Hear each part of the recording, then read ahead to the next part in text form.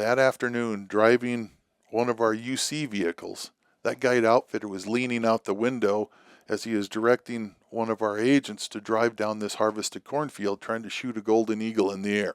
Oh, geez.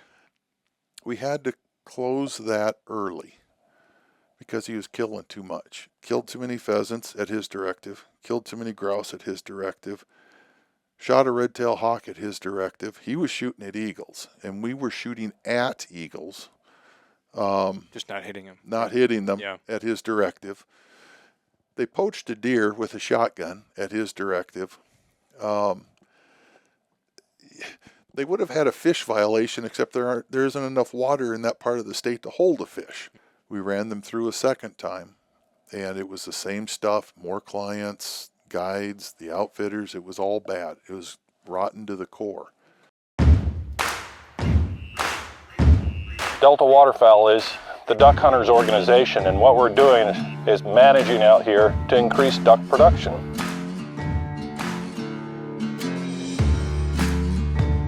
The Voice of the Duck Hunter, a podcast presented by Delta Waterfowl. Brought to you by Rig'em and Lucky Duck. Let's get back on the Rich Grosz Highway. And this is probably the most exciting part of your career. Finally became the special agent that you set out to be. Yeah, it was. I was living in Colorado as a refuge officer at the time, and got called into Washington, D.C. for the orals board, the written, the psychological, all these types of things, because I had made it through the first few cuts, so I knew I was getting closer and closer to getting in. Felt really good about all the things I had done in D.C. to test out, if you will. And I remember Dad, and this was in the fall, Dad said, "Hey, let's go up into the hills." All right, let's go. And we spent a night camping out that night in the Rockies.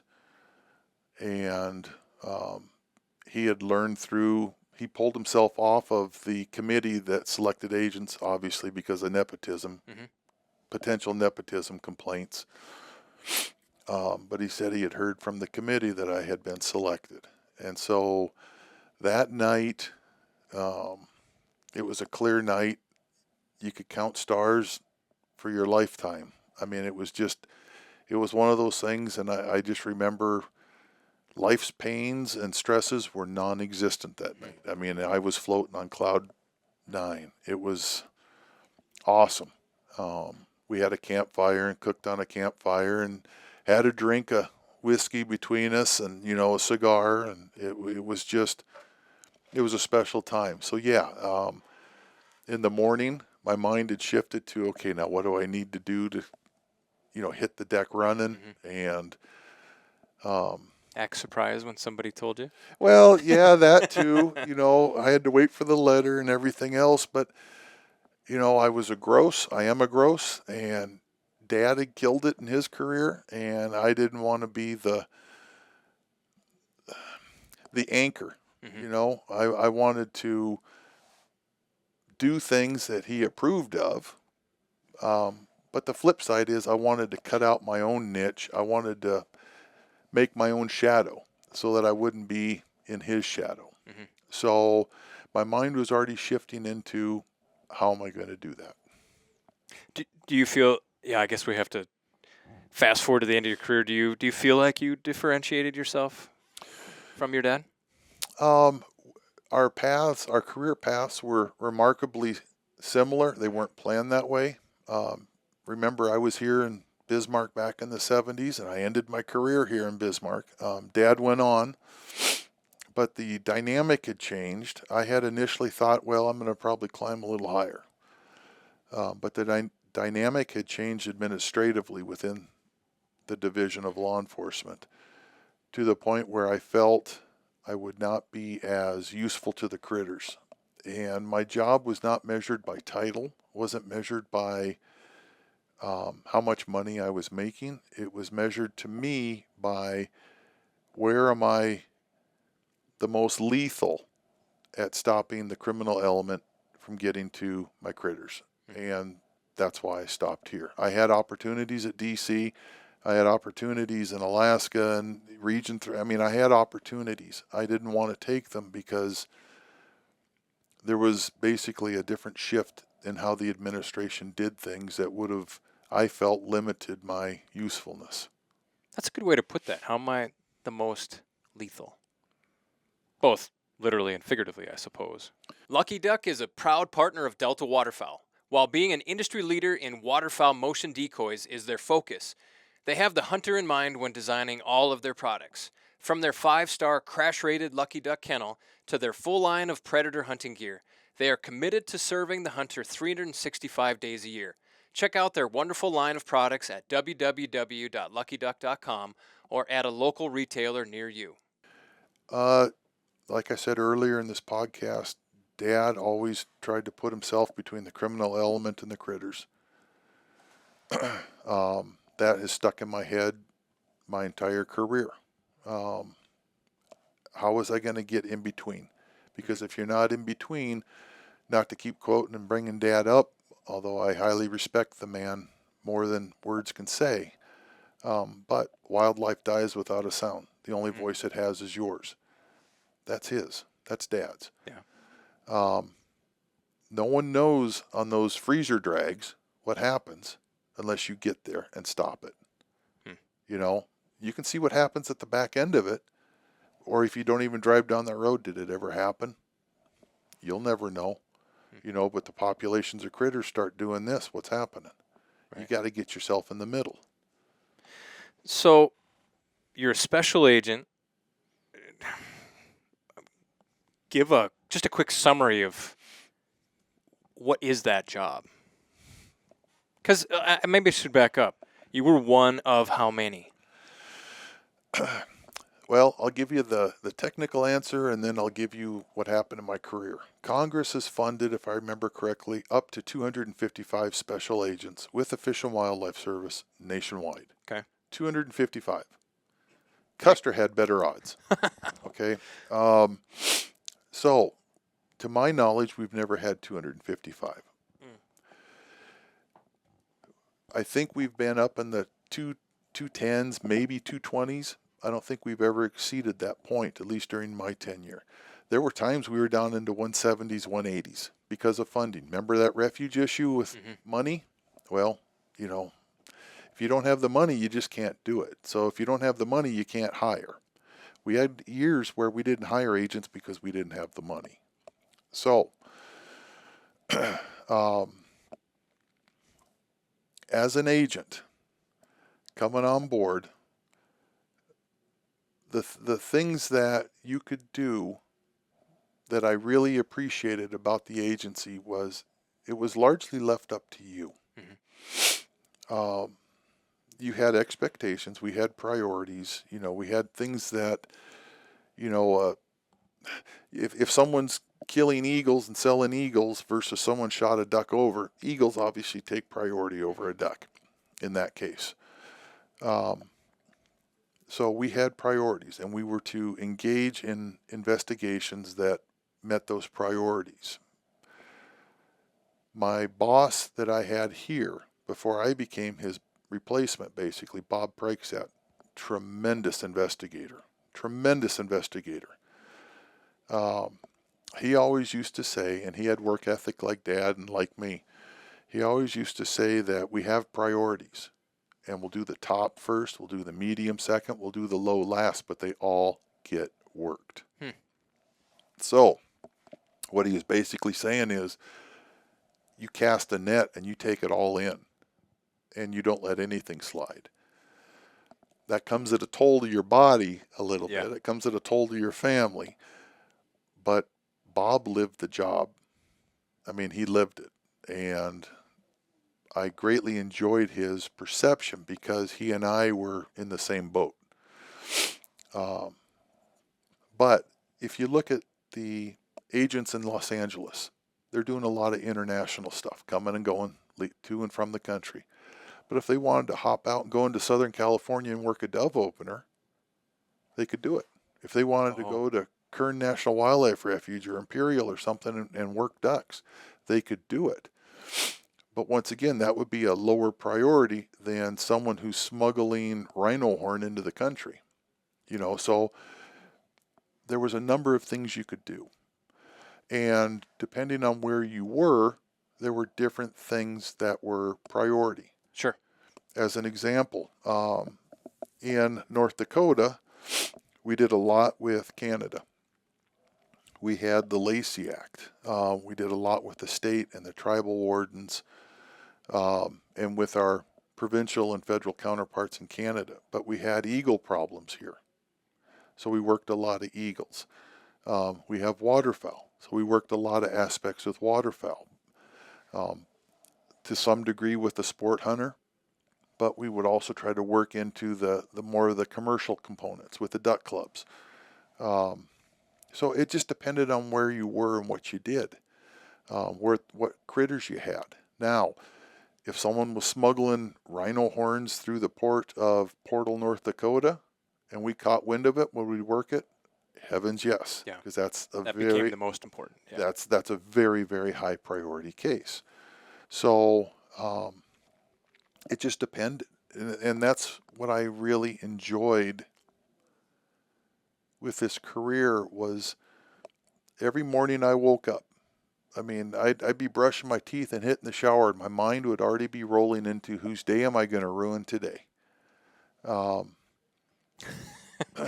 it's because it's a target-rich environment. The special agent's not working just during the fall when the birds are coming down, or during the hunting seasons.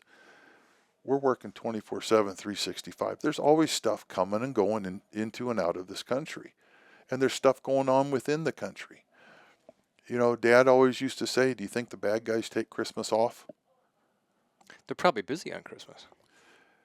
The really bad guys, you think they take Christmas off? They know the game wardens are taking Christmas off. Yeah. Well, it's a great day. That's what I was going to say. It's a great day. Holidays are probably a great day to do something wrong. So I use that just micro point to encapsulate a bigger picture. Mm-hmm. There is no day off. Right. And there is no night off. There's things happening that you try to target, you try to find, you use your informants, and once again, if you understand the critters, and there's a number of different aspects to this job, and those are some of the things I pulled in. But another agent may have a whole nother set of tools in his or her toolbox that they're using to make them successful. Mm-hmm. Different location. I think I want to back up or hit the pause button. There was so I have a wildlife bachelor's and wildlife management bachelor's and master's degree, and I remember one of the early textbook items that was discussed, you mentioned it a couple times, the Lacey Act. Mm-hmm. What a beautiful act. And so if I was listening during class, it's not restricted to migratory birds, right? But it's basically if you break a law in one state and you take that illegally gotten game across state lines, boom, that's what allows you to be prosecuted in the neighboring state. So illegally gotten game crossing state lines. Am I close? You're smiling, like smug look. Like it's not a smug look. It's in my mind. It's like before you can go forward, sometimes you have to go back. Let's back it up then. But then in my mind, it's like, okay, I don't want to go too far back or too deep. I don't want podcasters falling asleep on us. You don't like to talk. Neither do I. 1900, John Lacey, Congress. He was the one who gave us the Lacey Act. And the primary history behind it, and it's taken some wrinkles between 1900 and today. Mm-hmm. The primary reason for it was game wardens, state game wardens, would be chasing a deer hunter who poached a deer. And there'd be a road race, and they'd be going from North Dakota. As soon as they cross that state line into Minnesota, gone. Yeah. Game warden doesn't have jurisdiction in Minnesota if they're a North Dakota state game warden. That was the primary purpose of the Lacey Act then. The Lacey Act has taken some additional folds of things on. There are marking violations and tagging violations under the Lacey Act, where depending on the circumstances, if they're marked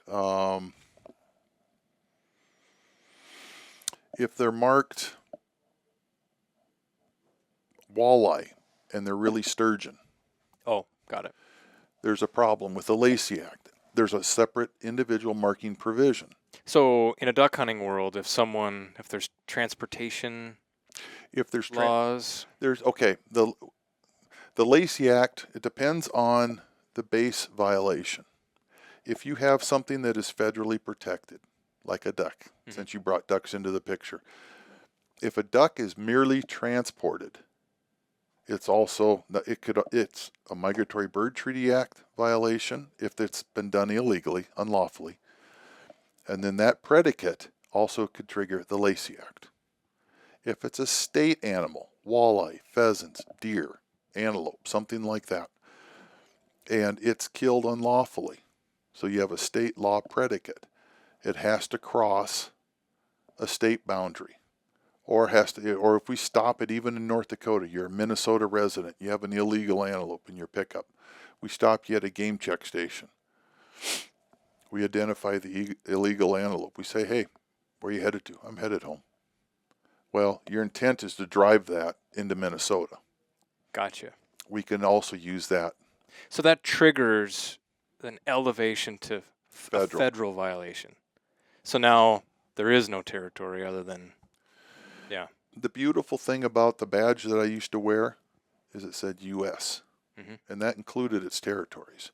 Ah. So, yeah, I mean, we're all stationed somewhere. But, if there was a takedown in Massachusetts or California or in the Virgin Islands and they needed some bodies to go, we had the ability to do so. We weren't limited to, in my case, North Dakota. I mean, it was anywhere that the U.S. basically had venue, which was nice. It was really nice. And there are some other wrinkles and turns with the Lacey Act I won't get into, but yeah, suffice it to say, it's generally a transportation law. Okay. You were a little smug, but that's okay. Rig'em Right is an industry leader in high-quality waterfowl gear and proud partner of Delta Waterfowl. From blind bags, backpacks, and gun cases to dog vests, dog stands, and dog blinds, Rig'em Right has you and your hunting dog covered for long days in the duck marsh. And even more exciting, Rig'em Right has launched its new mainline series decoys that are lightweight, durable, and they look awesome. Check out Rig'em Right's complete lineup at www.rig'emright.com or wherever you buy your hunting gear. I'm trying not to get into all the wrinkles of the Lacey Act. I have to get I'm safely on the other side of a table right now, so I'm going to get my jabs in when I can. When we get out of this hallway, you're going to break my legs. It's possible. Yeah, add it one more threat to breaking my. I don't know. This is all in fun. So I hope. But anyway, I want to. So let's go. We're the Duck Hunters Organization. What a great place to be located as a special agent in Bismarck, North Dakota, right in the middle of. I mean, you can't pick a better waterfowl hunting territory, production territory, adjacent to Canada. What was I guess I have a question here. Did you have you already stated that you could go anywhere when you were requested or the job required it. Did you have a region though, like a primary region? My region was Region 6 at the time. I don't even know if it's Region 6 anymore, but it was an 8-state region. My primary area was North Dakota. But once again, there's 200 of us, give or take. So, if an agent in South Dakota needed help, I'm in South Dakota, or vice versa. Okay. Or, I mean, we did what we had to do to try to get coverage as best as possible. But yeah, literally all over the country during my career, doing different things, both with my cases that would pull me into other states when the bad guys would go to their states, or I'd be assisting other agents doing their stuff. So I'm just painting a picture here. I'm guessing when someone thinks of a game warden, they're thinking of, I got stopped and they checked my license. They checked if I'm duck hunting. They ran a magnet over my shot shell and checked if I had a life preserver, if I had too many fish in the live well, kind of deal. That wasn't your job. No, I mean, the state game wardens have a ton of laws that they have to enforce. The Fish and Wildlife Service overlaps with the state on a handful of their laws, like migratory birds. If there's something that has gone on in the state, using deer again, where a state warden needs help because it's left the state or it's left the country, it's in Canada or something like that, then we would work with the state. We were in each other's back pocket. Okay. With our investigations. Okay. So what was I know typical, air quotes, probably puts a smile on your face, but what was a typical day? Like you said, you'd wake up and whose day can I ruin? And who you're pointing that at is someone who's done or about to do some type of game violation. But what was a typical day as a special agent? A typical day was probably 12 to 16 hours. Past that, it just depended on time of year, what you're working on. Mm-hmm. Some of the things that we worked on pretty heavily in the Dakotas were eagles. And it's not always an individual. Sometimes it's industry. We focused on the oil industry because of their oil pits. We've worked with the wind companies because of their blade strikes.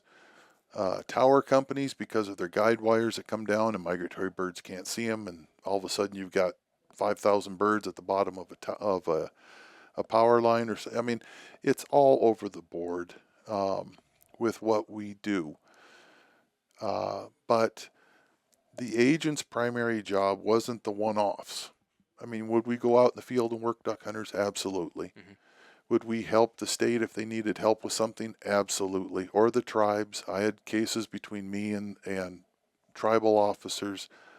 Once again, in Canada, most of their problems are migrational. You know, the ducks are moving south and their problems are moving north to go intercept them. The hunters are going up, obviously, and then what happens? They do things they shouldn't be doing, then they're back in the States. Mm-hmm. So we had helped Canada quite a bit. But eagles, as an example, and hawks even too, they've got a pretty bad rap, and they get shot, and they get trapped, and they get poisoned. And it's not just in North Dakota, it's extensive. Mm-hmm. So we would work cases where we would get information that would lead us down that road through informants, through game wardens who obviously live in those local communities, and they hear gossip or they have their informants, and then we start to pool information together and we put cases together. Same thing with waterfowl. We worked, when I very first got here, the guiding and outfitting state regulations were porous. Myself and the state put together a number of guiding and outfitting cases where we were able to document large overbagging, all sorts of things going on. Hawks getting shot, actually, even with waterfowl, to the point where the state legislatures told the state, tighten them up, and they gave the state the rope to make, actually right now, very good guiding and outfitting laws. So it just depends. The agent tries to go after the larger, bigger, more complex, more detrimental to the wildlife population type topics and cases. So it makes a lot of sense. I think my mind would immediately go to that. I would tend to think that state warden, smaller territory, yes, looking for bad repeat offenders, but more so having that presence, trying to prevent some type of a wildlife infraction, and that you guys, since there's so few of you in such a big country, throwing in the territories, that you're more probably spending your time high grading onto larger offenders, pattern of offenses. You hear some tip of something going on. Would that be? It is, Joel. The thing I'd like to mention with that is there's roughly 200-ish agents at any one time in my career. You look at it, and the individual agent is 2 eyes, 2 ears, and a mouth. That's not very lethal. You can't do a ton that way. Agents that I know that I've worked with that were very good in their trade had informants. They had the state wardens. They had tribal wardens. They had international. They knew HP. I mean, the only way to get your message out and to create a bigger shadow is with lots and lots and lots of people that you're working with, cooperating with. And so you look at an individual game warden, and I am not minimizing an individual game warden. Their district is smaller than what I had. But everything starts somewhere, and almost all of it is grassroots started.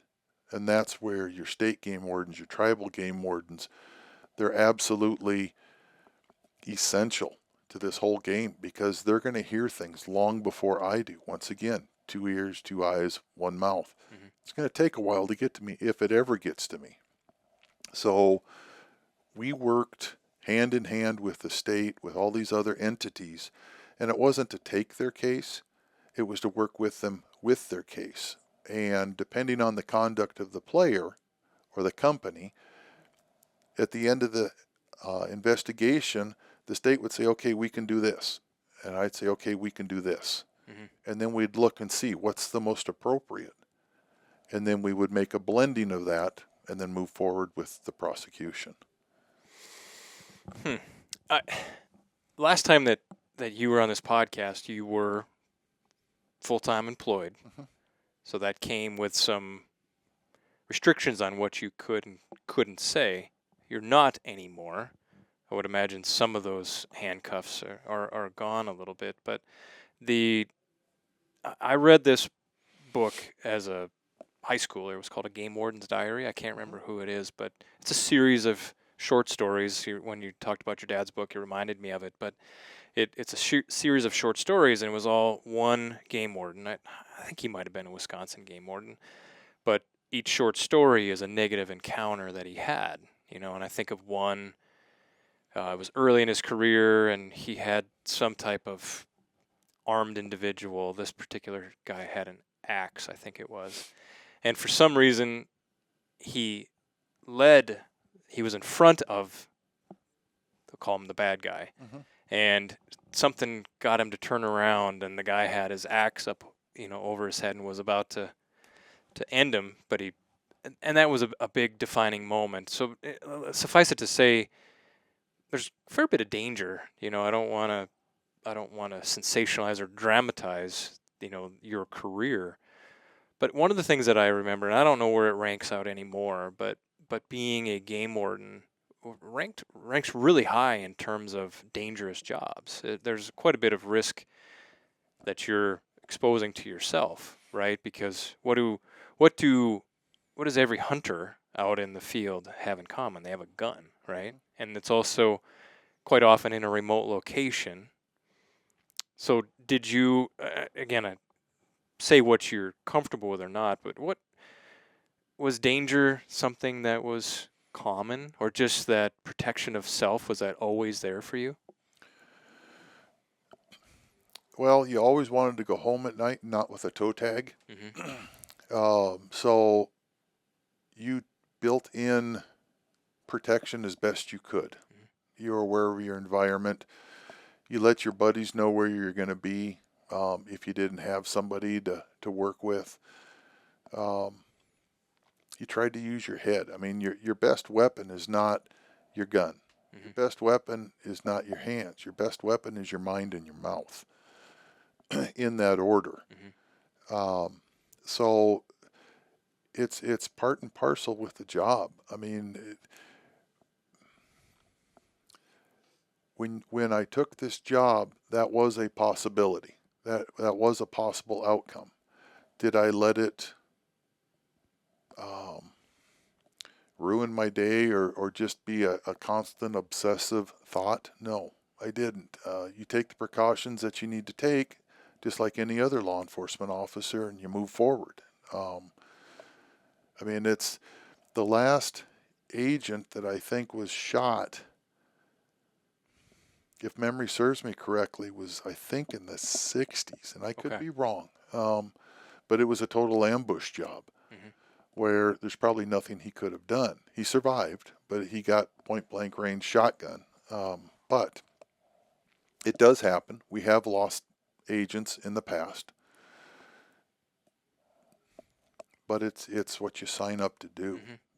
Once again, it was a vision quest. It was something that agents have to do, like I've said a couple times on this podcast, and that is get between the critters and the criminal element. Well, if you're in between it, that means you're dealing with a criminal element. So that's part of the job. It could happen out in the field. It could happen at warrants when you're arresting people or you're going into their house or their business. People don't appreciate that, I can tell you. Wives, kids don't appreciate that, even if you're going after the dad or the uncle or something like that. Hostilities, blood pressure rises, things of that nature. You try to de-escalate it. You try to get people separated out. You know, you try to do certain things to keep it from escalating to a point where more force has to be applied to get it under control. But it's just part and parcel with the job.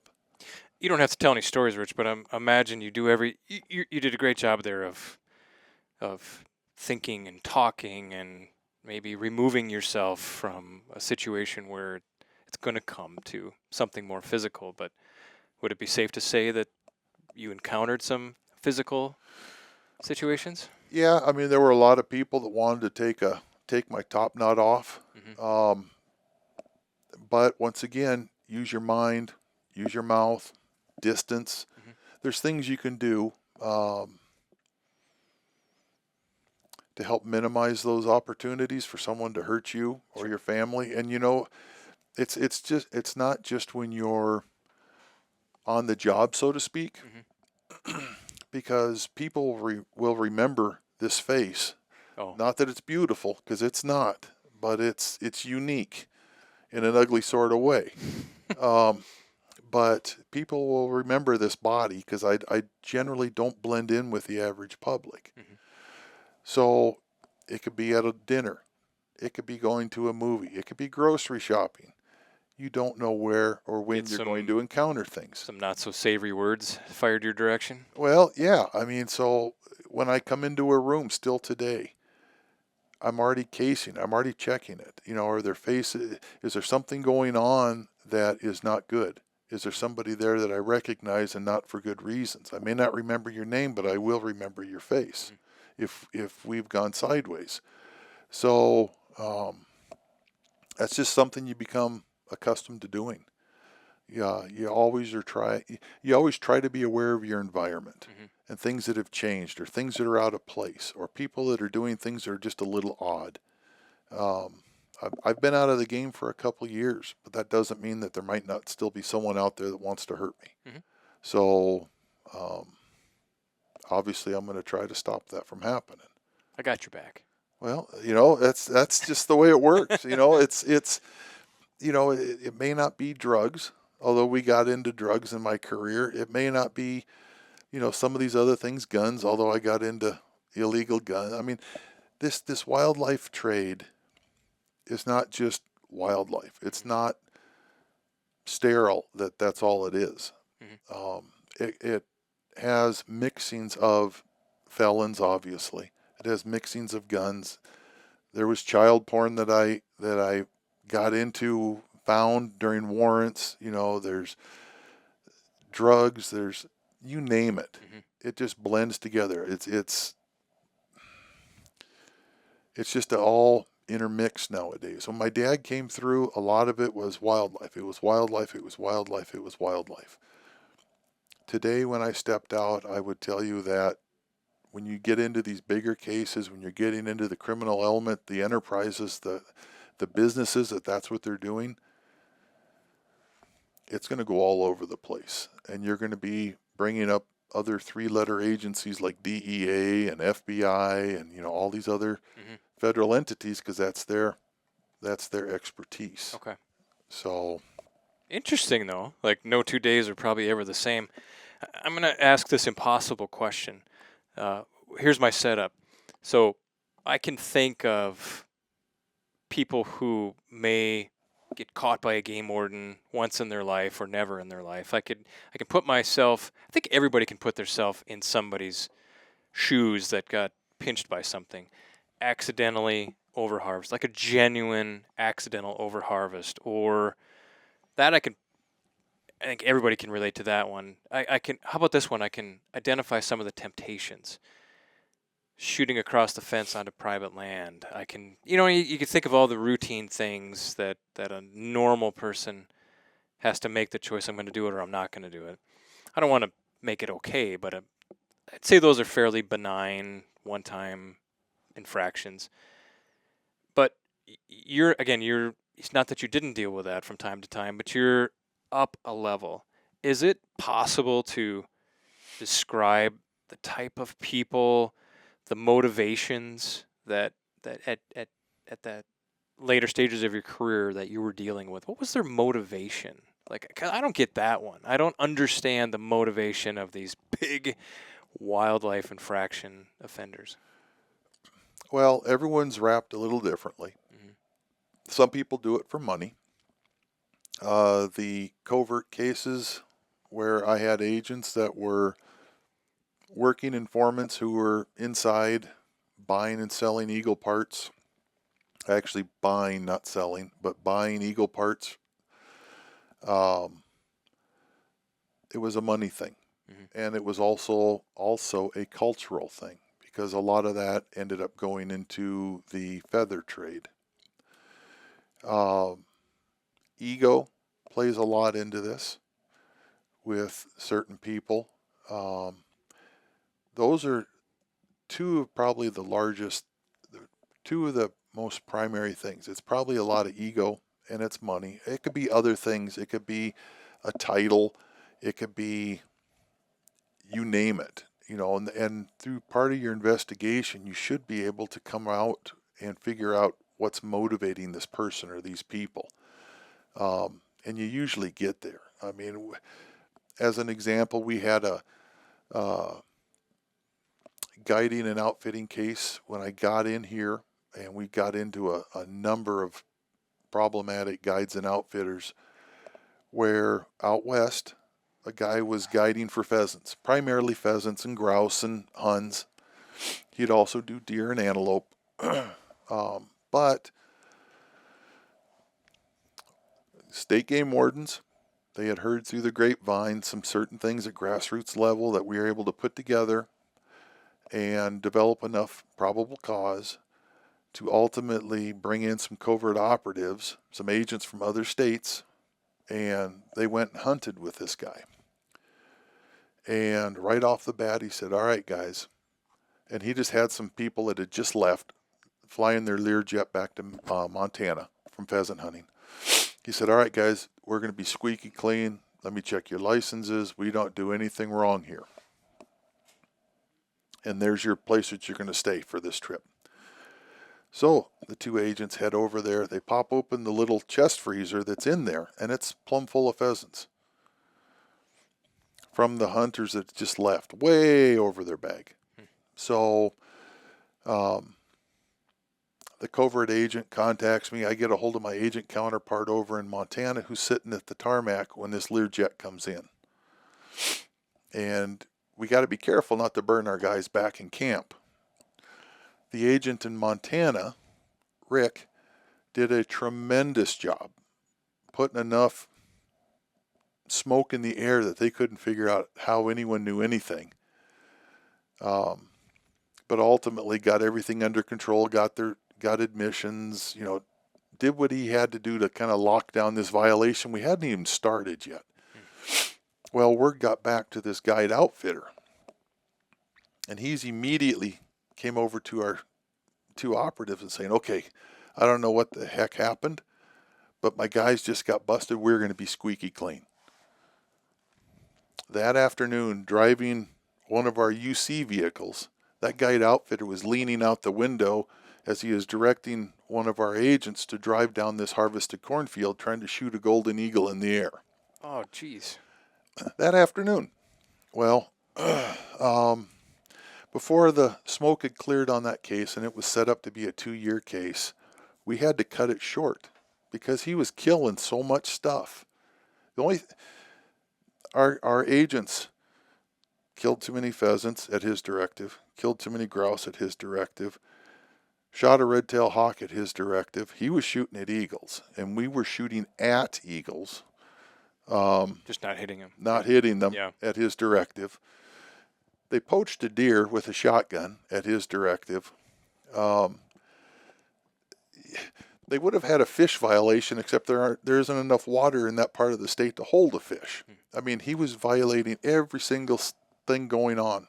And so the undercover agent came up with a ruse because he said, I'm shooting every eagle I see. You know, basically saying every day of the year, if he has a chance, he's shooting them. And so the agent set up a ruse that, well, you know, he's got a buddy who's buying eagles. And he was convincing enough to where this guide outfitter was saving them. He was storing them in his grain bin, waiting for our guys to come back again that fall. And he had a couple more eagles, a golden and another bald in there. From his house, he had it sighted in, a rifle sighted in, just for shooting raptors off a tree at the edge of his property. Anytime he'd see them in there, he'd go shoot them, and there was a pile of bones and eagle or hawk carcass. Anyway, we had to close that early because he was killing too much. And there comes a point in time where a defense attorney or a judge or a jury is going to go, wait a minute, you know, he's already killed 3-4 eagles and 10-15 hawks, and he's violated every other law known to conservation kind. How much more do you need to prove your point? Right. So we closed it early, and went in, did a warrant. He had an incredible amount of cash downstairs just laying on the bed. I don't remember the exact amount, but it was many, many, many thousands of dollars just sitting there. He ended up losing, I don't remember the specifics of everything to the T, but he lost his guiding and outfitting for life. He lost a ton of his weapons, and I don't remember $70,000, $80,000 in restitution. Took him out of the game, basically. After my hunters were done with that guy, I had another case ongoing at the same time, I don't know, 70, 80 miles away. And this had started from the game warden again that we talked about, grassroots. You need their eyes and ears. And there had been a number of reported farmers in that area that were saying, you know, I'm combining, I'm disking, whatever, over the couple of years. Here's a couple of hawks laying there, dead. So I'd go out there, I'd ask a game warden to go pick them up, and I'd get a hold of them, I'd send them off to our lab. They'd all been shot, but not shot there. Oh. So they're shooting them somewhere and then dropping them off on neighbors' land. And so it's peeving the neighbors. Well, word came out that, I'll use the name Gary. You'll probably know who I'm talking about. But anyway, that Gary was a neighbor that guided and outfitted for pheasant hunters. And every fall he'd come out with a semi-load of grain, and he'd lay strips on his property of all this grain, wheat, stuff like that.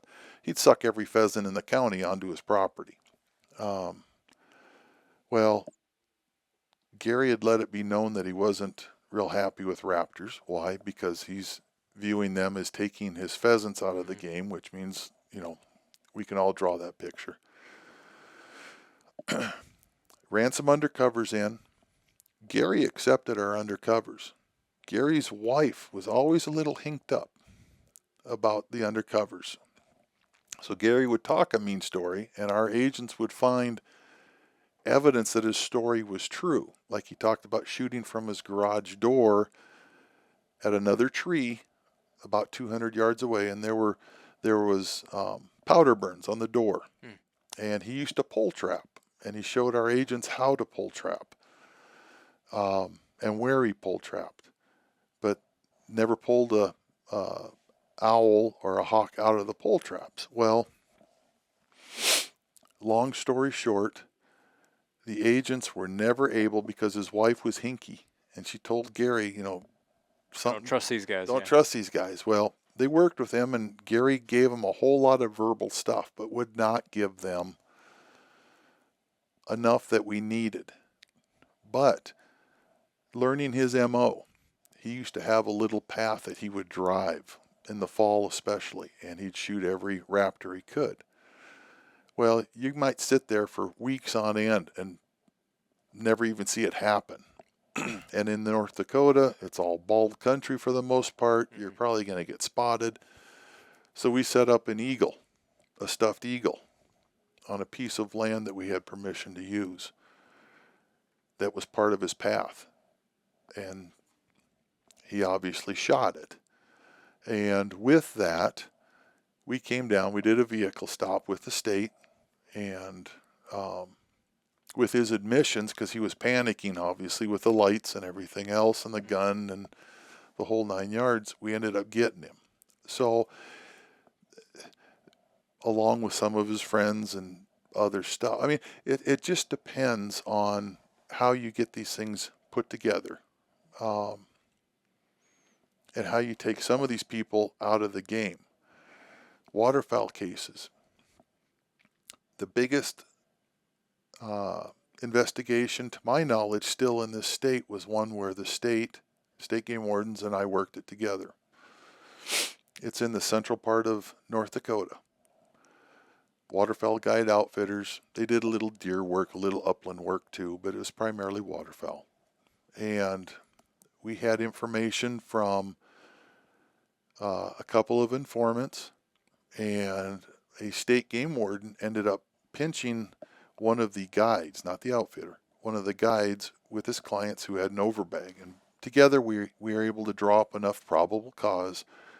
We ended up running some agents through there. And it was a 2-year cycle again. Agents overbagged at the guide's discretion, or at the guide's direction. Documented a number of clients doing all sorts of things that were illegal. We ran them through a second time, and it was the same stuff, more clients, guides, the outfitters. It was all bad. It was rotten to the core. We ended up pulling a warrant, and they had a North Lodge and a South Lodge, so those people now know who I'm talking about. It was kind of empowering when we had agents from different states come in, and we had probably just about every game warden. If you were to violate in North Dakota, that would have been the day to do it, because we had just about every state badge on this warrant, on these multiple warrants. And so early in the morning, the snake of red taillights, because I was in the second group, you could see all these red taillights as moving down the North Dakota roads going to where we were going. And we split off, and half went to the North Lodge and half went to the South Lodge, and we effected the warrant simultaneously. I don't remember how many hundreds of illegal waterfowl we pulled out of there. That case had, besides the corporation being put out of business permanently, I think I had 106 defendants on that one. Wow. Largest case I think that North Dakota's ever had still. And that was a couple $100,000 in fines and restitution. And I mean, they were shooting everything that wiggled. So those are some of the cases that agents would get into. You know, I'm not going down, I'm not deep diving into all the stuff, but we had stuff with eagles where, once again, it was going into the trade. So those get a little more dicey with some of that. And, you know, I can talk about that maybe later or whatever, but Waterfowl were big in the Dakotas when I was here. Eagles and other raptors were big. Lasiac was big. We used to work bear outfitters out of Canada with the Canadians. We'd work waterfowl outfitters out of Canada with the Canadians. There was never a shortage of work, ever, ever. I mean, it's you try to knock one down and two more pop up somewhere else. It's like whack-a-mole, but the field keeps getting bigger because you can only take on so much, and you just keep seeing more and more things happening. Yeah, I suppose it's impossible to put your arms around your career and just describe it in one short statement. Just the variety of people, the variety of situations, the backgrounds. I find it, I'm not being critical, but I find it such a shame that, and I imagine the listeners feeling that way too, to accumulate enough evidence to truly make... So, if a crime was done to a person, it would take one offense, and they'd be put away or punished for life. Let's just say. But in wildlife, you have to accumulate such a large body of violations. And I get it. Wildlife and people, I'm not saying they're the same, but 2 years of documented crimes, right? Participating in the crimes to just get enough evidence to stick that someone is not just merely slapped with a $200 fine and they're back to work. Like, that person's never going to stop. So you have to, I guess, am I right? You have to accumulate so much evidence to truly knock them out of the game. Wildlife crimes are not viewed, and probably rightfully so, wildlife crimes are not viewed at the same level of seriousness as human crimes. Makes sense. Mm-hmm. Depending on your judge, depending on your assistant U.S. attorney or your state attorneys, it's hard to get penalties that are commensurate with the acts. Mm-hmm. That's always been my feeling. Even with a great assistant U.S. attorney that I had, Cameron Hayden, who loved to hunt. He understood the bigger picture. Sometimes even with convictions where we just had all the goods, getting the penalties was brutally tough. Mm-hmm. And that's at the federal level, where usually we would get better penalties than at the state level. Usually, not always, but usually. You work your tail end off, and I mean, you come out of it, and yeah, you've crippled the operation, or you've shut it down, or they're out of the game completely. And that makes you feel good because you're getting players out that don't belong. Mm-hmm. I have no problem with hunting, fishing, and trapping. I like to do all three myself, but I try to do them legally. Mm-hmm. And for the person that accidentally shoots a duck over because they shot once and two fell or something, okay, things like that are going to happen. But the people that are in it purposefully to do it wrong, purposefully for that extra money, purposefully for that ego, purposefully for all the wrong reasons, you really try hard, and that includes companies and businesses. You really try hard to get them out of the game, because what they're impacting is, more importantly, they're impacting what we see and what we can do. But more importantly, what they're impacting is what our kids can see and do, and mm-hmm. what their kids can see and do, because it's gone. So I tell people I wanted this job really for 3 reasons. And it's the same 3 priorities each and every day of my career. And it still burns in my heart today. And the priorities may shift, but it's the same 3 priorities each and every day. It's for the people I work with. Not for, but with. So it's the game wardens, it's the provincial and federal, it's the people that are boots on the ground, that are making that change. It's for the critters. And it's for the future generations to come. Mm-hmm. So those 3 things, people I work with and not for, the critters, and the future generations. I'm a grandfather. I've been blessed 4 times now. I've got 4 grandkids, and they're all just awesome. What have we left for them? You know, I mean, we're not cutting into our wildlife. I would argue that what we are doing is really cutting into our grandkids' wildlife, because ours has already been taken up. So it gets back to those 3 things. It gets back into land, where we need the habitat. You know, it's a much bigger picture. And so my small piece of the pie for my career, for the best physical years of my life, I devoted it towards where I thought I could get the biggest bang for my buck. And that was starting as a kid, learning how to get in between the critters and the criminal element. That's where I felt I could get the biggest bang for my buck, for those 3 reasons that I've just told you about. You know, it kind of puts a bad duck season into perspective, or a bad deer season into perspective, doesn't it? And it can. It can. And yeah, and it's, I guess it's one of those things where, unfortunately, there'll always be a need for the career field that you devoted your life to. Like, those pressures are not going away. Ego is not going away. Government be damned is not going away, and money's not going away, right? So, you know, I guess on behalf of everybody listening, everybody here at Delta, thank you. You know, I had the opportunity to visit your office a few times. You know, just see you in your game, not in the field necessarily, but, you know, when you were riding down the road, I got to see you in action. I got to see those motivations. I got to see that you still have the sharpness in your eye, but I got to see that razor sharpness in your eye when you were working that job. So thank you for that one. We've spent a couple hours here, but I kind of I had this kind of, I'm going to call it a funny question here, I think is what I'm going to say here, is that, okay, I shoot a hybrid duck. Where does that go in my bag limit?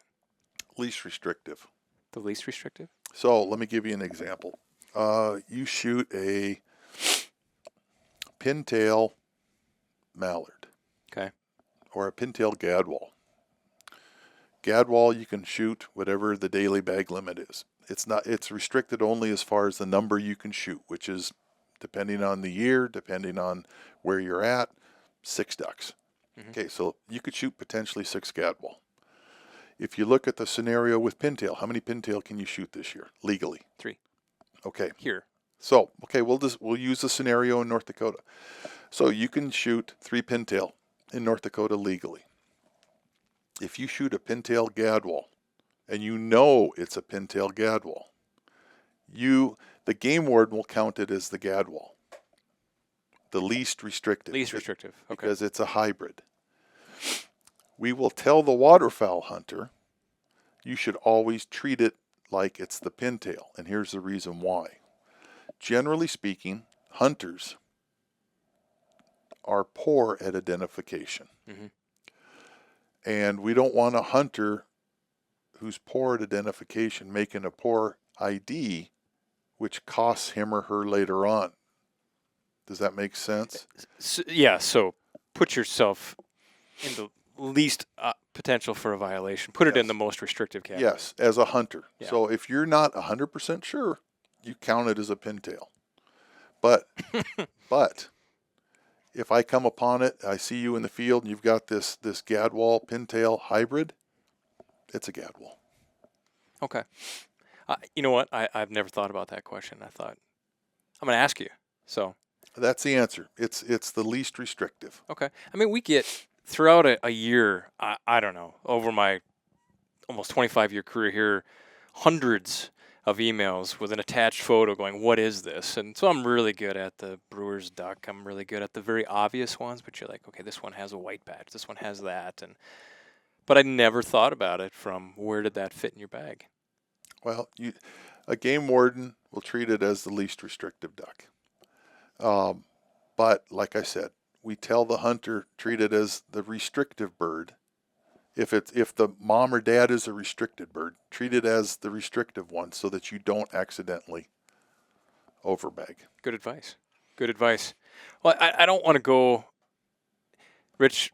We're at the end of the podcast, so now obviously someone is just listening to this one. We're going to cut our podcast into 2 parts.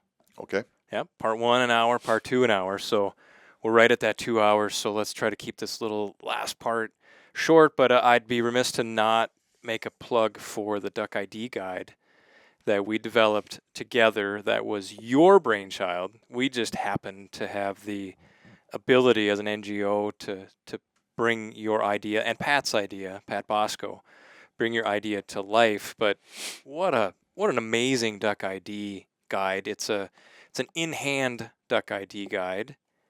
You start with a key and you look at the hind toe, lobed or not lobed, and then you look at the color of the speculum. So you think on a mallard, that iridescent purple portion of the wing that every duck has. And you can break down, it's pretty amazing. So we built that in collaboration. It's dedicated in the memory of your brother. And Pat's brother. Mm-hmm. So your brother's name is Chris. And Pat's brother? Do you have a book? Where is it Nicky. called? Nicky, I always hear Pat call him Nicky, so I'm assuming it's Nicholas. I've never met the gentleman. We're looking for those. Dominic, I think you went by Nicky. Yes. Those are great pictures. Yeah, your brother does look like he could pick you up and chuck you. Yeah, there's nobody that could mess with him. And he did probably pick you up and chuck you. I'm glad that we got into fights when we were younger, because when he got older, I was smart enough not to. That's good. Well, people should go out and look at this. It's a great gift. I think it's a great ID guide for even the most accomplished hunter. We were out, just a few of us from the office one day, and it was interesting. So some of the hunters of all different levels of experience, and I can't remember what duck it was, but it actually kind of challenged. I knew what it was, but I paused, right? And I think the most tenured hunter in the group, and I was like, all of us need to get one of those duck ID guides. I was confident in what I was identifying, but it was a little bit edgy and tricky, and I thought, everybody's in that situation. Maybe not you taught it for so many years, but I've been hunting ducks since I was 12, actively harvesting since I was 12, but I was out hunting with my dad since I was 8. So it's been most of my life, and there are, okay, and I'm never going to get a mallard wrong, a wood duck wrong, a gadwall, all those big poster child species, but you hunt long enough, you travel, and you get out of your comfort zone, and what a great tool. The other part of it is you were talking about your dad's book, proceeds going to St. Jude's, which, wow, that's pretty amazing. So I might just go buy another copy. But this one, the net proceeds are split between the U.S. Fish and Wildlife Service easement program, correct, and Delta Waterfowl. I think at the time, we were, I think a lot of the conversations that we had was, we're going to dedicate this to the hunter recruitment portion of Delta, which is vibrant and growing, our university hunting program and First Hunt. So buy this guide. You'll like it. It's water resistant. It's a field guide. It's tear resistant. Yeah, it's not meant to be something, you can put it on your coffee table, but it's meant to be a true guide. It's the size that'll fit in a backpack or your pant pocket. It can get muddy, bloody, watered. Mm-hmm. It doesn't matter. The pages are very tear resistant. Everything in there is color. There's a methodology to the book that once you understand the methodology, you can cut through it very quickly. And even to a novice hunter, with the methodology, if you apply it, you can get to your bird pretty easily. Yeah, it has a colored spine, so you can flip there real fast. I haven't looked at this in a while, Rich, but my example that I always gave to people was, if it's on here, if it has Lobe tine toe blue speculum? Yeah. Well, there's one of two. Yeah, okay, so you shoot a duck, it has a lobed hind toe, which means it's a diver, and a blue speculum. It's going to lead you to one of 2 pages. It's either a harlequin or a stellar eider. Correct. That's it. Oh, this was the one. White speculum, non-lobed hind toe. It's only one duck it can be. And it's very common in North Dakota. It's a gadwall. Mhm. So literally, look at the toe, and there's pictures when I say lobed or non-lobed. You can think a diver is a swimmer, so it's going to have this extra layer of flesh that helps it swim better. So that's the lobed hind toe, white speculum on the wing. So it's so amazing. So it basically eliminates 95, any one of these, 95% of the pages that it could be. So pretty cool. I guess maybe in the parting question, personally, how does it make you feel to look at this guide? That's a lot of your career, a portion of your career wrapped up in something like this. Well, Dad started waterfowl identification back in the 70s. I taught it at the Federal Law Enforcement Training Center until probably 2021 or something like. I mean, it's 50 plus years of ID. This is a large part of what I did when I was trying to teach.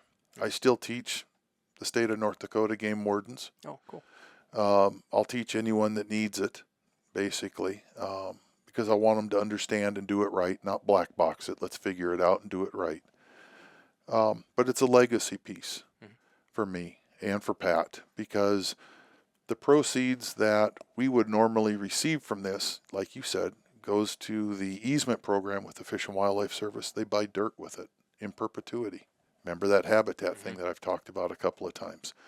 So this is a legacy piece.